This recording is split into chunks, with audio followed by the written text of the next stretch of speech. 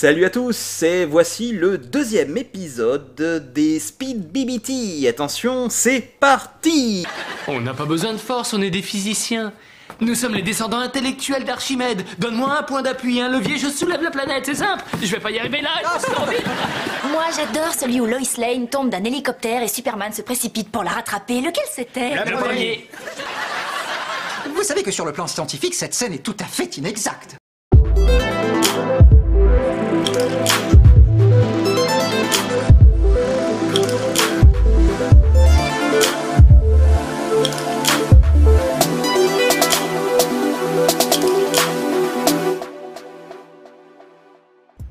Alors dans cet épisode, on va parler ou reparler d'accélération. On en avait parlé un petit peu dans un autre format, bah écoutez là c'est le moyen d'en reparler dans un film de Superman. Et tout d'abord on va écouter la réponse de Sheldon à la question posée par Penny. Attention, c'est parti.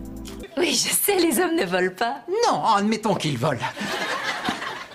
Lois Lane tombe et accélère à une vitesse initiale de 30 mètres par seconde. Vous me suivez? Superman plonge pour la rattraper avec ses deux bras tendus vers elle. Maintenant, Lois tombe à une vitesse approximative de 170 km à l'heure et atterrit sur lui. Elle devrait être découpée en 3 morceaux égaux. À moins que Superman vole à la même vitesse qu'elle et ralentisse. Dans quel espace, mon vieux? Dans quel espace? Elle est à 1 mètre du sol.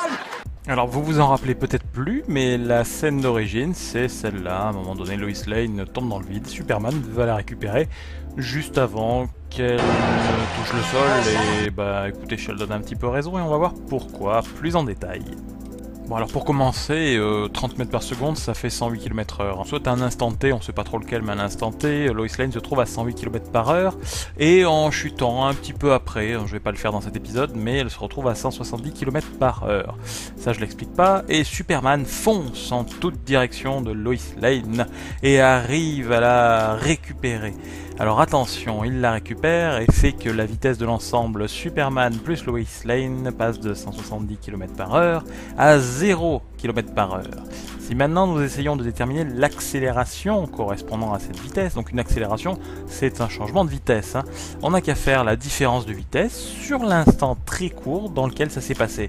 Et si c'est instantané ou très court, comme on le suppose vu la vidéo, vu le film, eh bien on divise ça par 0. Et ça, qu'est-ce que ça fait? Bah ça fait un infini, vous l'avez appris à l'école. La division par 0, ça donne un nombre très grand. Alors maintenant on va faire l'hypothèse qu'il la stoppe en un dixième de seconde. Alors s'il la stoppe en un dixième de seconde, on refait le ratio, celui-ci, et on a une accélération que je vais exprimer dans le système international d'unités, mais on tombe sur 500 mètres par seconde carré. Sachant que l'accélération de pesanteur c'est 10 mètres par seconde carré, on va dire que en gros là, qu'est-ce qui se passe? Vous avez à peu près 50 fois l'accélération de pesanteur, donc 50 G. Alors parlons maintenant d'un pilote de chasse. Alors quel est le rapport avec le pilote de chasse? Pour éviter le voile noir, c'est pour qu'il évite en gros de tomber dans les pommes et d'y voir tout noir, que le sang lui monte à la tête lors d'un looping, eh bien il peut supporter 10 G, le pilote de chasse super entraîné, grâce à sa combinaison anti-G qui va faire des points de compression à des endroits importants sur le corps et stratégiques. Voilà. Donc en fait la tolérance du corps humain, bon elle peut dépasser 10 G, il va pas mourir à 10 G, il va pas être bien mais il va pas mourir, mais en gros c'est autour de 30 G à peu près, durant un peu moins d'une seconde.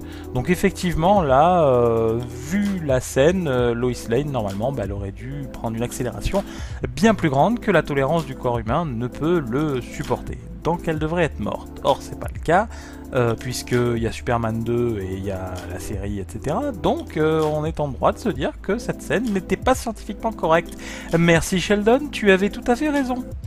Merci d'avoir suivi cet épisode. S'il vous a plu, n'oubliez pas de mettre un petit pouce en haut. S'il vous a pas plu, vous pouvez mettre le petit pouce en bas. De toute façon, c'est pas grave, vous faites ce que vous voulez, vous êtes en pays libre, ma foi, voilà. Voilà, ça s'appelle le libre arbitre. Et puis moi j'ai envie de vous dire une chose surtout, n'oubliez pas de vous abonner. Ouais, ça c'est ok. Et surtout, n'oubliez pas de rester critique.